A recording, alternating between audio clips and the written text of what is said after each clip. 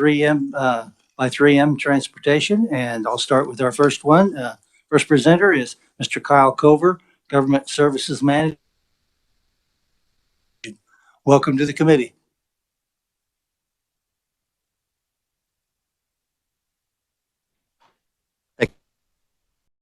The most important and cost-effective tool used by law enforcement and the public to identify vehicles both day and night.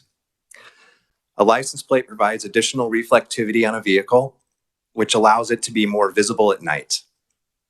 This improved visibility helps motorists identify parked, stalled, or crashed vehicles at night or in low light conditions, which results in safer roads for motorists.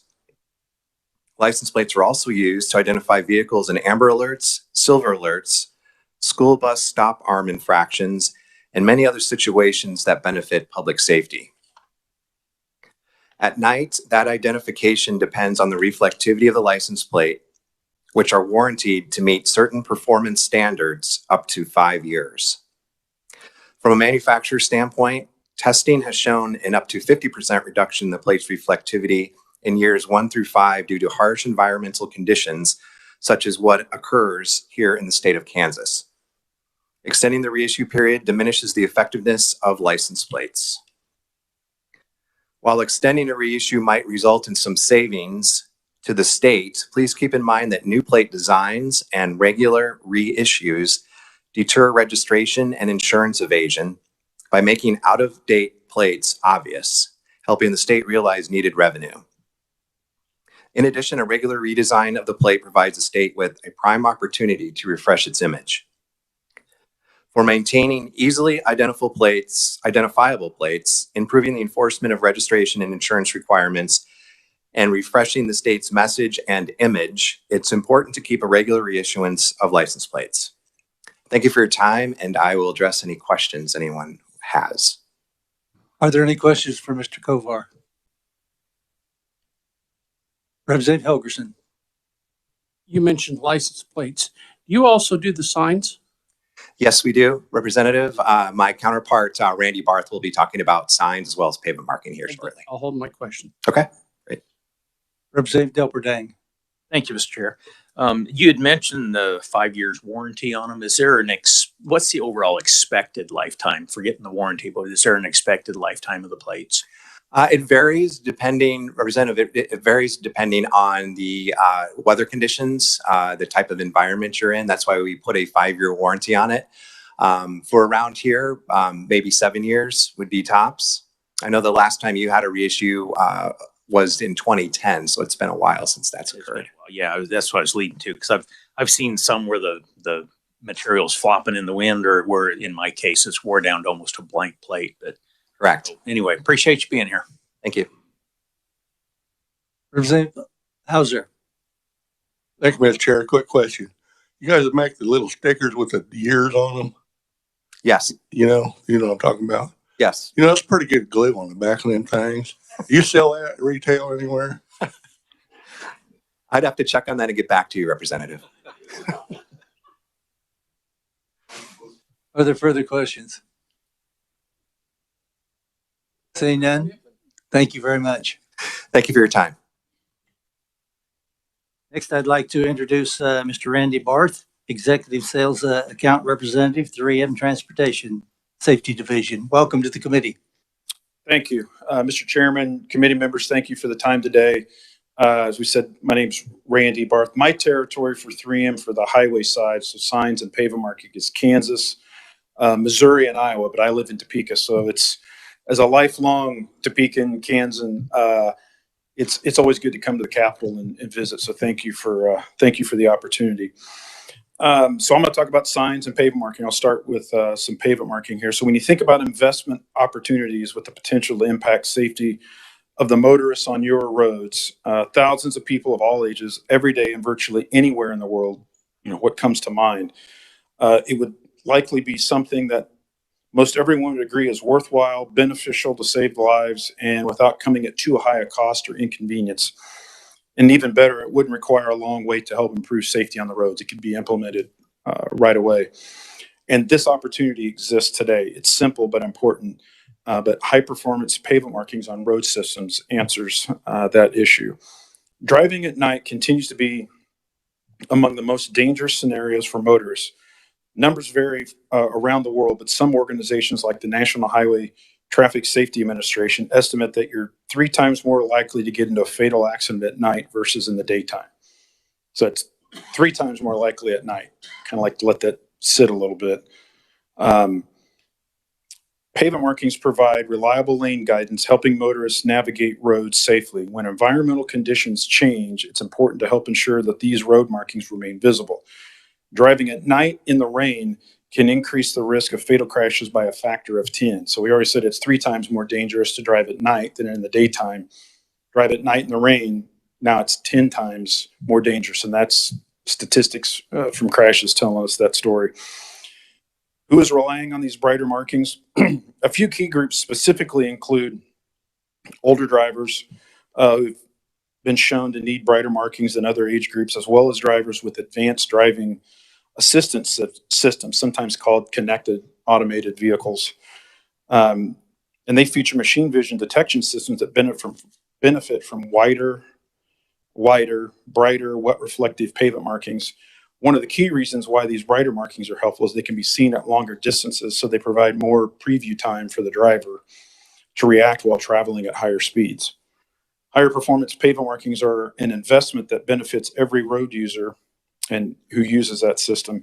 Additionally, by investing in more durable high performance markings designed to withstand the rigors of roads for longer, you potentially reduce the need to repair or replace them as often as non-high performance markings. So simple paint would be the example. Perhaps the most compelling case for high performance pavement markings is that are already being used on roads all over the world. In fact, high performance pavement marking tape and all weather elements from 3M are being used in Kansas today. A recent Kansas road example is just west of here on I-70. So right at Maple Hill. Those of you that have traveled west on I-70, you know that 24/7 store right there at Maple Hill. That's where that project started.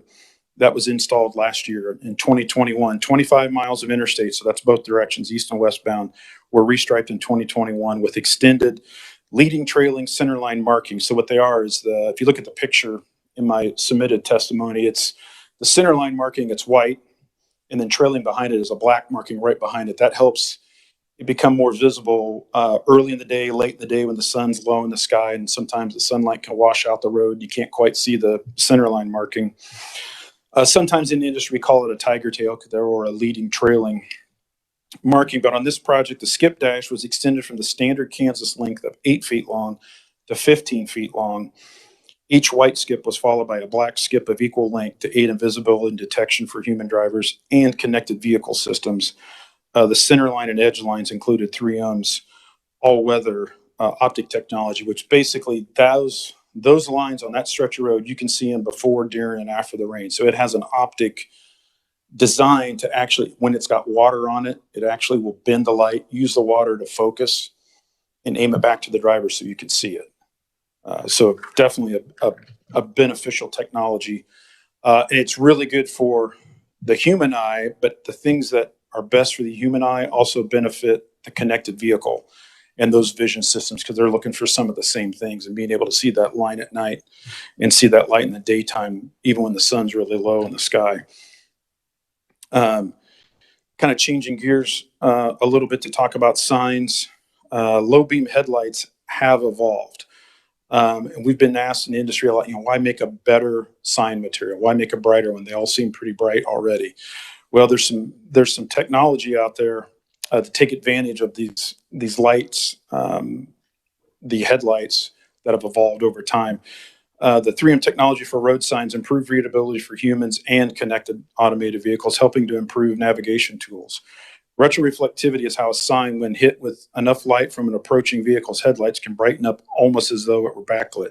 So very similar to what Kyle talked about with license plates. They're reflective, so when the headlights from the car hit it, they light up. Whether or not that little light on the back of the car might be broken, your headlights will hit that and it'll still reflect if it's if it's new enough and still has reflective life left in it. But what happens when low beam headlights evolve and deliver less light to the sign? The University of Michigan Transportation Research Institute gathered headlight luminous intensity data from headlights installed in 2019 model year vehicles and compared it to a similar study they collected and conducted in 2011. Their research showed the current headlights on low beam are putting a lot less light out there. The graphic I've got in my testimony there shows the left shoulder as much as 18% less light is getting to those signs than 10 years ago. The right shoulder, 20% less light is getting to those signs, and the overheads, 12% less light is getting to those. And it's even more dramatic for someone in a taller vehicle, say in a Class 8 semi. The further your eyes get from the headlights, the dimmer that reflective light will look to you because you're just getting further from the headlights. So on average, signs are receiving less light from 2019 model low beams than they did from the 2011 model low beams. And they do a lot of the studies on low beams because most studies show around 80% of your driving's done with low beams. Now, those of us in a rural community, Western Kansas, you're doing a lot of high beam driving, I understand that. But more metro areas, you're definitely driving low beams. So building on more than 80 years of road safety experience, 3M will continue working with our partners to help develop the connected roadway of the future and facilitate the long-term transition to connected and automated vehicles by applying 3M science to develop tomorrow's connected road systems. We're making these connected automated vehicles more effective and much safer. Ultimately, the automated driving future is not just about the technology that these original equipment manufacturers put in their vehicles. It's about creating a reliable, resilient infrastructure for these vehicles and gets drivers and passengers home safely. And I'll take any questions now at this time if that's what you're looking for, Mr. Chairman. Other questions for Mr. Barth? Representative O'Hobson. Thank you, Mr. Chairman. Thank you for your presentation. You talked about your technology, how it's done during the rainy time, when it's bad weather. How does it perform during winter time, especially when if it's ice on the light or where you have like black ice covering? I mean, how's your technology work on that? Great question, especially in light of what we all know is coming this evening or later tonight. So another storm. So if it's covered in snow, difficult to see. Primarily when they're wet. So it's actually got two different optics packages without getting too deep a dive in the science. It's basically one optic or a reflective bead that works when it's dry, one that works when it's wet. That way, the wet one only works when it's got water on it because it's actually using the water to focus and bend the light back to the driver. Otherwise, when it's dry, it's bending the light too much and the driver will never see it. And the dry ones only work when they're dry. So when you blend them together, you've got something you can see before, during, and after the rain. And then for winter season, so like on this project I mentioned here, the way KDOT built that project and specified it, all the markings are recessed or they cut a groove. So they actually cut a real thin groove in the road to be able to recess the markings so the snow plows don't scrape it away. But the counter to that is, well, now you've created a trench to collect water. Well, if it's got water on it and we use these optics in it, it doesn't matter. We actually kind of want a little bit of water on it because it'll help them perform at night and reflect at night. Representative O'Hobson. Same thing with black ice. I mean, That's actually a good question. I don't have a specific study determining to black ice. In theory, if the ice is thin enough, you're still like looking at it through a puddle. So a thin puddle, you would likely still see the line as similar as you would in the rain, but it's certainly a better opportunity to see it. So are you guys actually still continuing research in regards to like hazardous weather, and all that? Yeah, there's a lot of continuing research on it. We're trying to get, because the industry in general is struggling with how do we effectively measure these. All the measuring systems are built off of mobile reflectometer technologies, what is basically a machine you can hang on the side of the car, drive around the road at highway speed and collect the reflectivity data. KDOT has a contract now. They collect the data on all 10,000 miles of road they maintain. They've got a collection system under contract where they collect that data. So now we've got to start seeing when you can catch it in the rain, when you can catch it with ice on it, what kind of feedback are we getting with the reflectivity level? Thank you, Mr. Chairman. Representative Helgerson. Couple questions. First, the overhead signs. Do you provide the film for those? We make the reflective sheeting that gets used on overhead signs as well. Yes. is there a time period that they're supposed to be replaced? So the federal highway has a book called Manual on Uniform Traffic Control Devices that mandates a number of things in the traffic industry. Typically, like the level material that Kansas uses is a 10-year warranted material. I think they're typically on a 10-year replacement cycle. There are, what I mentioned in this presentation, the highest performing sheeting that we make is a 12-year warranty product. But we know at the end of that 12-year warranty of that material, it's still brighter than a brand new high intensity sign, which is what the state of Kansas uses that has a 10-year warranty. So there are longer lasting products out there, but they have to maintain a minimum reflectivity level. So I think Kansas is typically on a 10-year replacement cycle. With the new vehicles, the self-drivers, they go off of the painted lines on both sides, correct? Typically, yes, if they got a vision system, yep.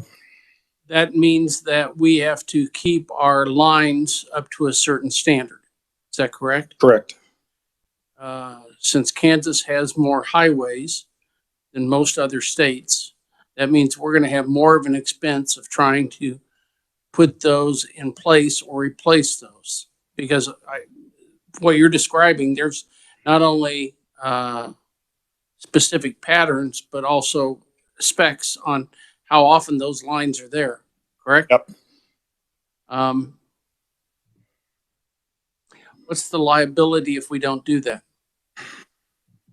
It's a good question. I'm probably not qualified to answer that. There's a lot of question out there. In fact, that manual I mentioned, the MUTCD, it's actually, they've been kicking around reflectivity minimums for pavement markings since the mid 90s. It was actually a congressional mandate in I think 94 or 95. But that is something they're trying to tackle. So part of what Kansas is doing is a systematic where they measure the roads they've got and that they're maintaining the reflectivity level.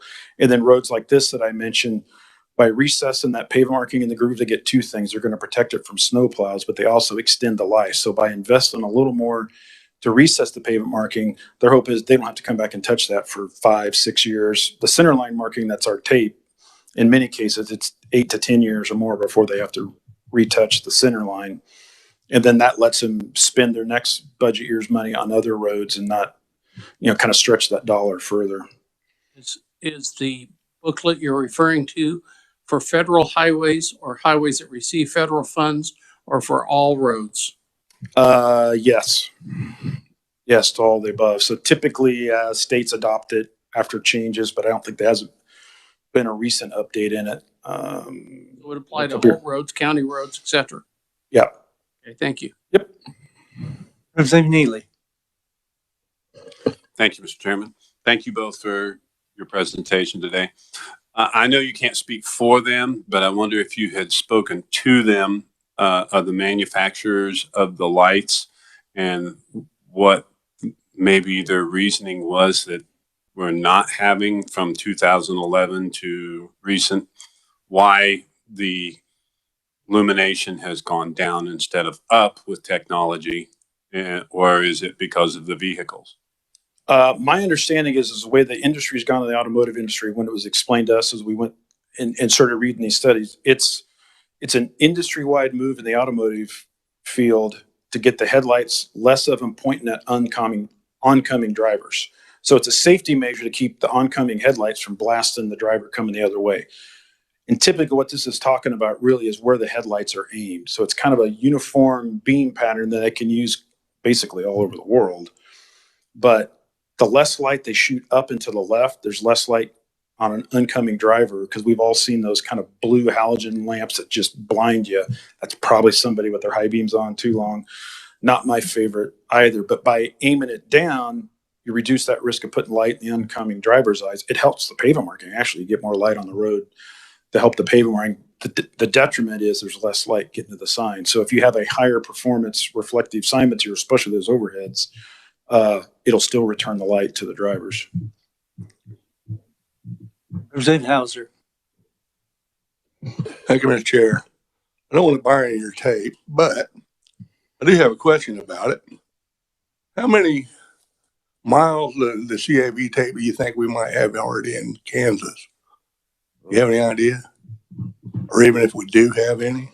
Well, that particular wet reflective tape, I think there's about 25 miles on Centerline. I say they're between Shawnee, Wabunsee. It stops at Riley County. Saline County's got a number of, there's probably another 10 or 12 miles in there. I mean, it's a little bit. We don't have obviously all over Kansas yet. It's a little bit at a time. And no coincidence. Again, it's a thank you and a reminder for KDOT getting all their funding kind of reimbursed over the last few years, which is in part because of the legislature, making a priority out of it. The funding they have for being able to do those higher performance pavement marking materials are a direct result of that. Okay, now that I sit, because I sit on budget committee too, on transportation budget committee, as a matter of fact. So what's this stuff worth for, say, 10-mile stretch? Say you're going down I-70 and you had all lanes marked for CAV. What's that tape worth for a 10-mile stretch of road? Well, the tape we'd only use on the center line because it's the most expensive piece of that. So then there's liquid markings that use the same optics. It's hard to say because I would defer to KDOT because they've got good numbers now. They've done probably 3 years of these projects to be able to compare maybe how much more they're investing to get those markings. And then they'll be able to put a value proposition to what they're getting out of it. True. But it's also intended to be longer life too. True that, but someday we're going to have to invest in that technology because we've just briefly touched on that topic in this committee in years past, but it's coming someday. I believe so too. Thank you, Mr. Chair. Representative Delberdane. Thank you, Mr. Chair. I ride motorcycles. Your lines are slick when they're dry and they're really slick when they're wet. Is there anything that can be done about it? Actually, the technology in the project we were talking about, they have a lot of skid particles in them, so they don't get slick when they're wet. Typically, the wettest markings are like the crosswalks. We kind of call them piano keys or the continental crosswalk blocks. But like in a city environment, those big wide markings, those can get pretty slick, and they probably don't have a lot of skid particles in them. But our pavement marking tape that's used on these center lines is kind of has a diamond pattern to it, and they've got a lot of skid particles on it, and they actually hold up and have good grip over time. Is that true also for what you call the skip dash, where you got more lines that you have to contend with as you go across? Yeah, even that piece of black tape that's trailing behind that white, it has a lot of skid particles in it for two reasons. One, skid resistance, so when you get a motorcycle going over and it's wet, it doesn't get slick for them. And then two, it's to cut the glare. So when the sun gets low in the sky, sometimes you can see it on asphalt, new asphalt, it'll get kind of shiny and almost look like it's wet. In this case, having those skid particles there helps dull that shine. So it's kind of dual purpose. Thank you. Representative Minix. Thank you, Mr. Chairman. I want to thank you for your presentation. I'm still dealing with transportation. Bear with me a second here. Do you do the markings for airports? Not a lot of our products get pulled into airports. They're a really small subset, very strict regulations by federal aviation. If many times the runway lights are activated by a radio from the airplane, and if your radio goes out and the runway lights don't come on, the reflectivity on those airports thresholds and Centerline is amazing. And it's a huge safety factor out there. I've seen some airports where that's dulled a little bit. I just wondered what the longevity. I was told at one time it's like $40,000 to $60,000 worth of paint for about a 5,000-foot runway, and the actual cost to apply it and the liability insurance and everything else is about $350,000. Yeah, probably a little different math on the highway system, but from a technology aspect, that's where a lot of this came from. Is they use a physically bigger, kind of a cleaner looking bead, a much clearer, physically bigger bead in that paint to make it brighter. So technology wise, that's called refractive index. But when they actually use some of that technology to develop these optics to make them brighter and last longer. And then the whole concept of that leading trailing that we sometimes call the tiger tail, that black contrast marking, that came from airport marking. That's where a lot of that originated. So we've kind of borrowed, this industry's borrowed from the airport industry in doing some of that. Are there any further questions? Seeing none, thank you very much. Thank you for your Appreciate it. time.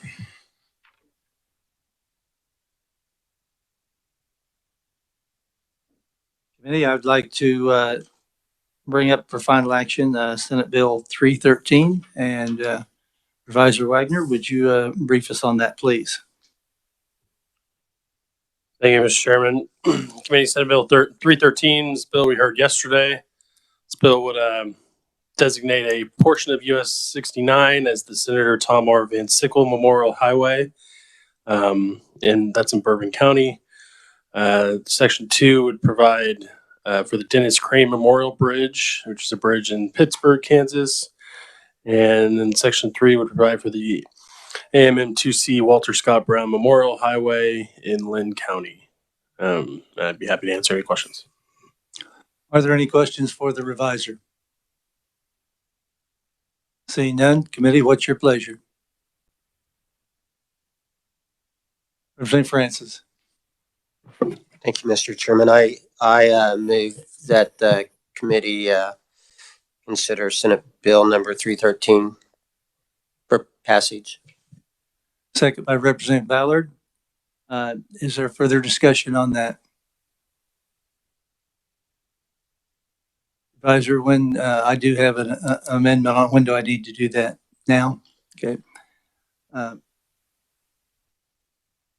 amendment that I would propose would be to change the effective date to the publication in the Register.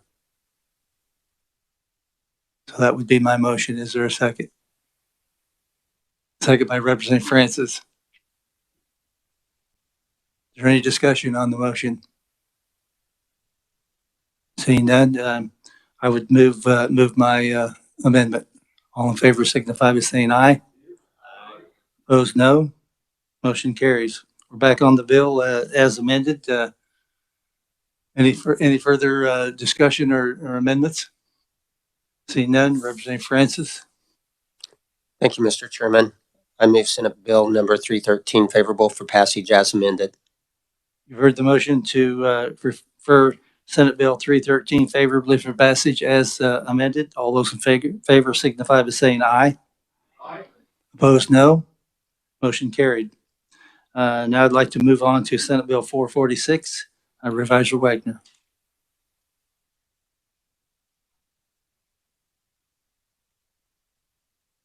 Hey, Mr. Chairman, Committee Senate Bill 446, again, was a bill we heard yesterday. It would name 3 bridges, one on US 166 and 2 on K66 Highway as each named as the Veterans Memorial Bridge. Those bridges are in Cherokee County, and happy to answer any questions. Are there any questions for the revisor? Hearing none, Representative Francis. Thank you, Mr. Chairman. I move the committee consider Senate Bill number 446 favorable for passage. Seconded by Representative Ballard. Committee, I do have the same amendment for this one, moving it to the publication in the Register. Is there a second? Second by Representative Francis. Any discussion on the amendment? Seeing none, all in favor signify by saying aye. Opposed, no. Motion carries. So we're back on the bill. Any further discussion? Seeing none, Representative Francis. Thank you, Mr. Chairman. I move Senate Bill number 446 favorable for passage as amended. You've heard the motion to move Senate Bill 446 favorably as amended. All in favor signify by saying aye. Opposed, no. Motion carries. Committee, that does finish our business for today. Tomorrow's meeting, we just took care of that with these 2 bills, so there will be no meeting tomorrow. Representative Ballard. I'm sorry, did you finish your announcement? I beg your pardon? Did you finish your announcement? I'm sorry, Mr. Chair. Are you done with what you have to say? I wanted to just ask a question. Sure, go ahead and I'll finish up then. Okay, I was just looking at what we heard today. Yes. Do we plan to do anything with it? It was just an informational hearing today. I would just, no, we won't this session. Okay. Yes. Mm-hmm. So again, we won't have a meeting tomorrow because we took care of everything that we just did. The meeting on Monday is on call of the chair. I don't anticipate a meeting. So I will look forward to seeing you all on Tuesday, March 15th, and we'll be hearing Senate Bill 161. With that, we are adjourned.